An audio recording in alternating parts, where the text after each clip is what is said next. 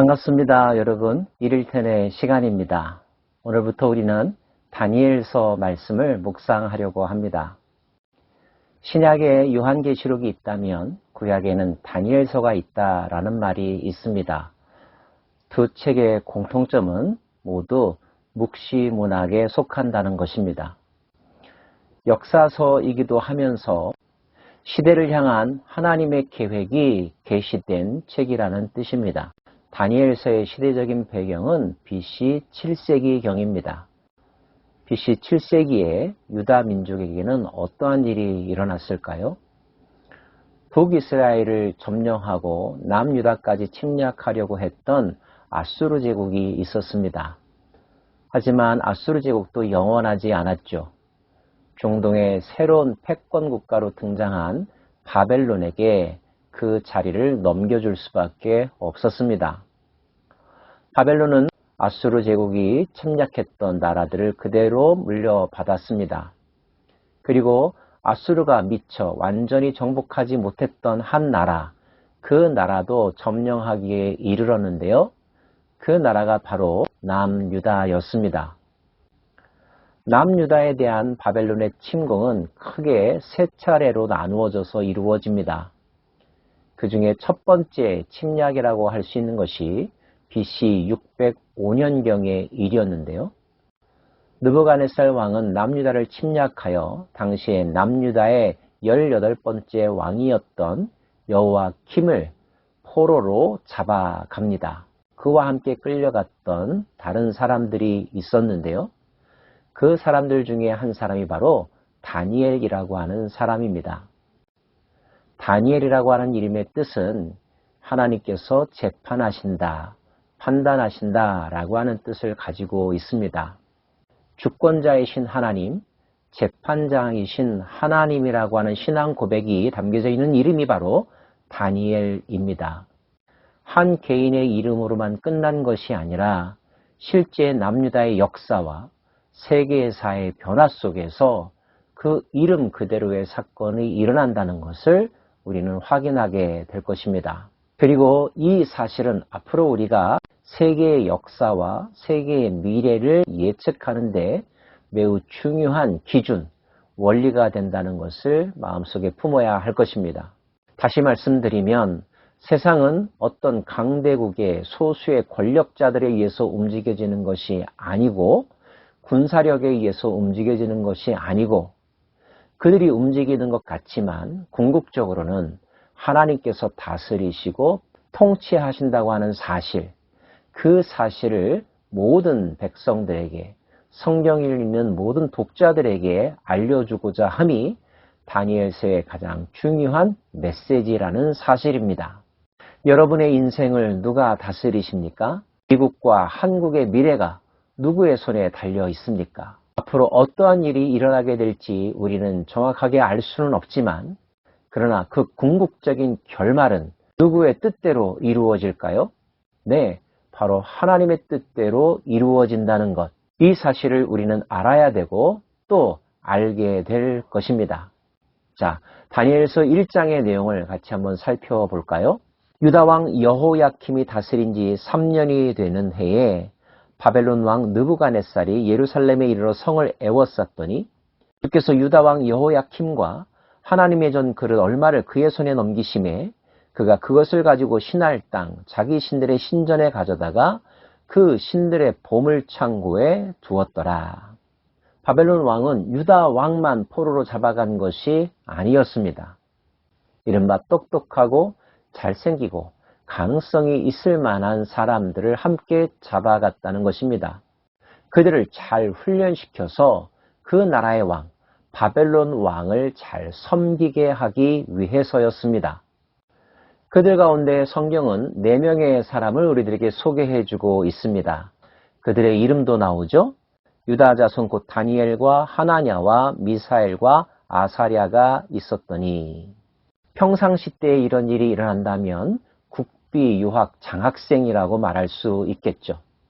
안타까운 것은 그 나라가 멸망하던 때에 포로로 끌려간 사람들이었다는 것이죠. 이들은 바벨론 관리의 지휘 감독 아래에서 철저하게 바벨론 사람이 되도록 교육받았고 바벨론화 되어 갔습니다. 이들이 처한 상황에 대하여서 우리는 불행 중 다행이라고 말할 수 있을까요? 어려운 가운데서도 출세할 수 있는 기회를 잡았다라고 말할 수 있을까요? 아니면 적국에 의하여 민족 의식과 뿌리를 송두리째 빼앗겨 버리고 철저하게 적국의 사람, 적국의 노예가 되어가는 불쌍한 사람으로 볼 수 있을까요?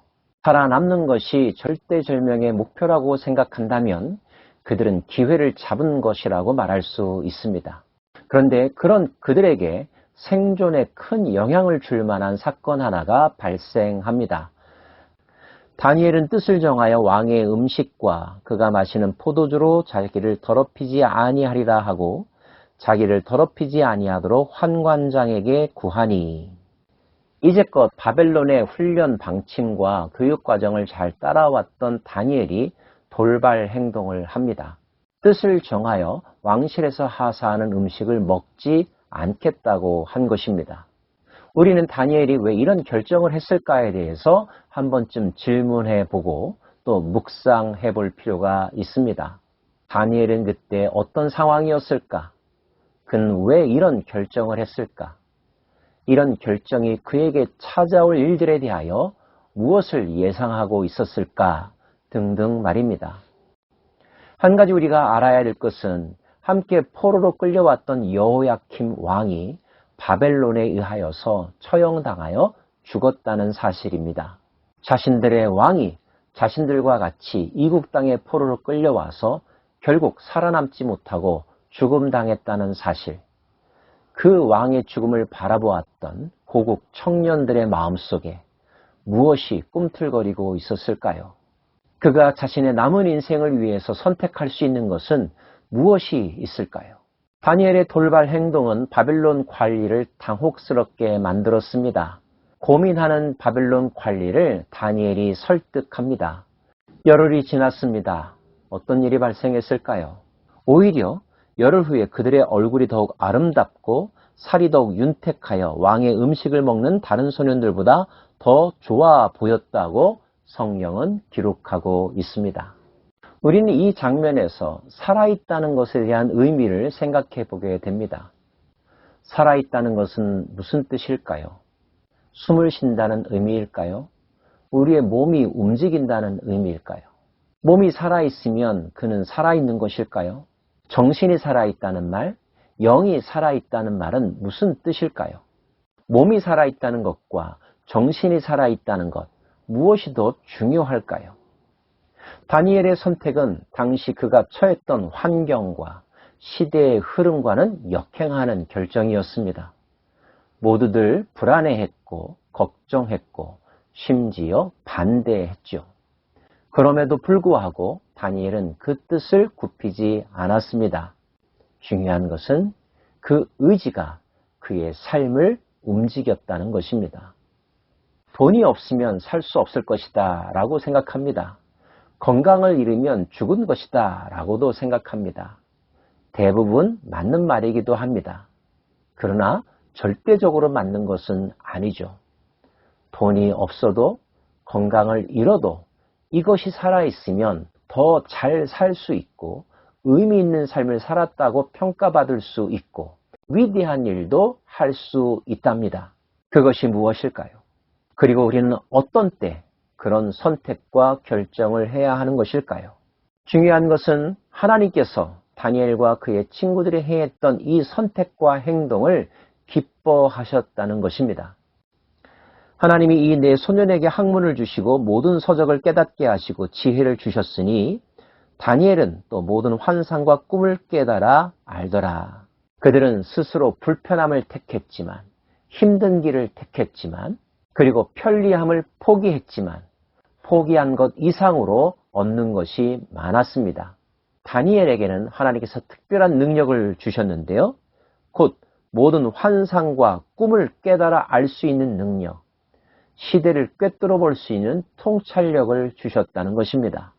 결국 그들은 바벨론의 모든 사람들보다 뛰어나다는 평가를 받았고 왕의 총애를 받는 사람들이 되었고 바벨론 한복판에서 선한 영향력을 끼칠 수 있는 사람들이 되었습니다.